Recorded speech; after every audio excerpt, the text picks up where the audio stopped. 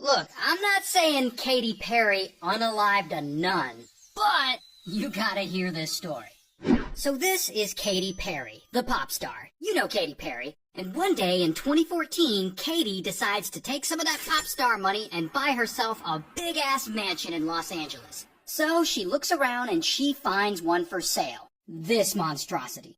Now, Katy apparently really wants this house. Like, she'll do anything for it. Maybe even unalive someone. I'm not saying she unalived someone, but, just listen to this story. So here's the thing about this house. It is huge. 30,000 square feet. It's even got a pool shaped like a frickin' fish. In fact, this house is so big that it's actually not a house at all. Traditionally, it's been a convent where a bunch of elderly nuns live.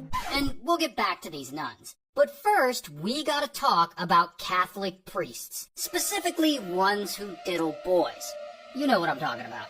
I mean, abuse in the Catholic Church as a whole was rampant for decades, particularly in the Archdiocese in Los Angeles. And an archdiocese is sort of like a collection of churches. So this collection of churches in Los Angeles had some pretty serious schmactual abuse accusations thrown at them in the early 90s and 2000s. And one day, boom, they get sued. And so, in 2007, the Archdiocese agrees to settle with the victims of the abuse and pay them a settlement of $660 million. And so now, these churches need to pay off this huge molestation settlement, so they decide to make some money by selling a property they own. That property? The convent. However, there's a problem. Those elderly nuns I mentioned, they live there. Now these nuns, we'll just call them the nuns. There's only 5 of them, but they've been living there for decades. But the Archdiocese is like, whatever bitches, we own this place. And in 2011, boom, they kick them all out. And this kicks off a whole dispute. Because see, the nuns feel like they own the property. Because back in 1971, they originally pooled all of their money together and purchased it themselves, using every dollar they had saved. However, for some reason, the Archdiocese feels like the property belongs to them. And because they feel like it belongs to them, they're like, "F you, we're selling it." And that is when in 2014, along comes Katy Perry, looking to take some of her pop star money and buy herself a big-ass mansion. And she sees this convent and she loves it. She'll do anything to get it. She wants to turn it into a house. So she offers $14.5 million. And the Archdiocese, they accept, like immediately. They don't ask the nuns permission or anything. They just agree and the deal starts moving forward. And so, of course, the nuns are pissed. I mean, they've lived there for decades and the church is just gonna come along and sell it out from under them? And to make it even worse, the nuns look Katy Perry up. I mean, they don't know who she is. They're nuns. And let's just say they are not super impressed with her work. Because, she has songs like I Kissed a Girl and You're So Gay. But specifically, in one interview back in the day, Katy Perry made a joke about selling her soul to the devil. It didn't work out, and so I sold my soul to the devil. And so the nuns, they can't let this slide. I mean, they can't allow their old home to be occupied by someone who sold their soul to the devil. Meanwhile, the Archdiocese, to their credit, they don't want the nuns to be upset. They want all of this to go down smoothly. And so they arrange a meeting at the property between the nuns and Katy Perry. And so one day, in 2015, Katy Perry shows up to the place, and she's trying to charm these nuns, insisting that she didn't really literally sell her soul to the devil, that she's actually a rather religious person herself.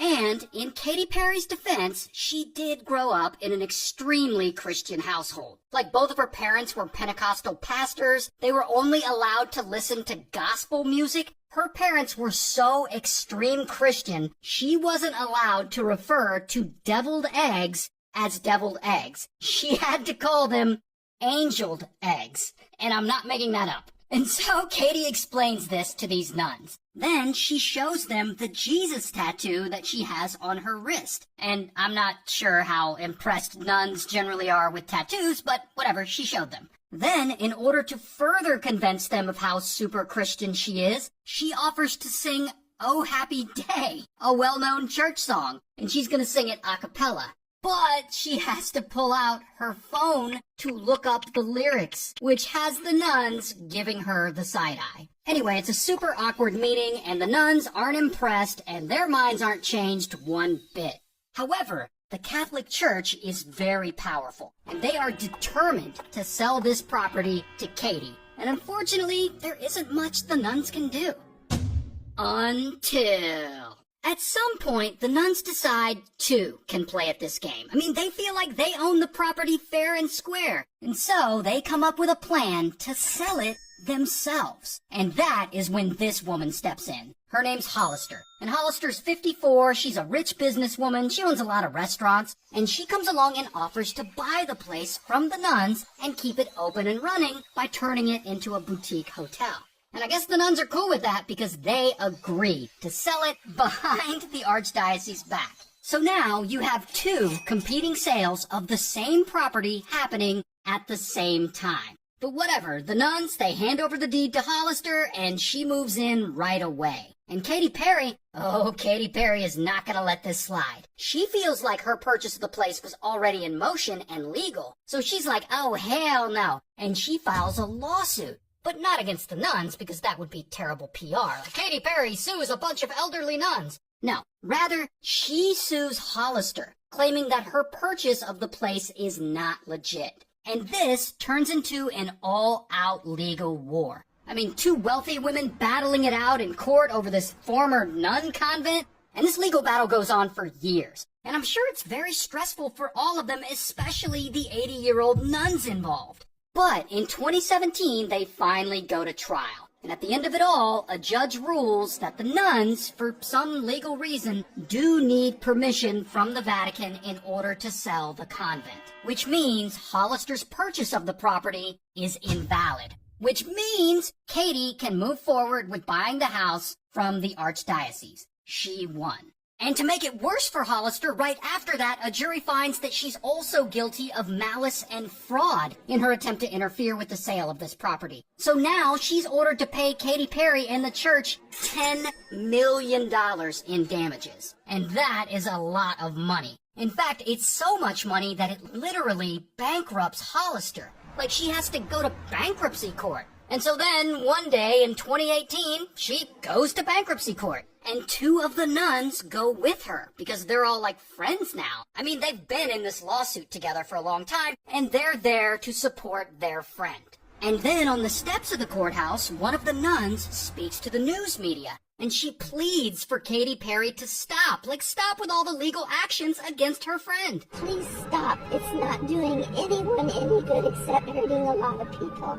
And sadly, those words would be this nun's last words. Because hours later, in the courtroom, she collapses and dies from a heart attack. She was 89 years old. And one of the other nuns claims the heart attack was caused by stress directly related to this Katy Perry lawsuit. I'm not saying Katy Perry unalived a nun. I'm just saying this other nun thinks so. Anyway, at the end of it all, Katy still needs approval from the Vatican to purchase the property. And they're unable to work out a deal. And so her option to buy the place expires and everyone just kind of moves on. So, in the end, after all that, no one got the property. Wow.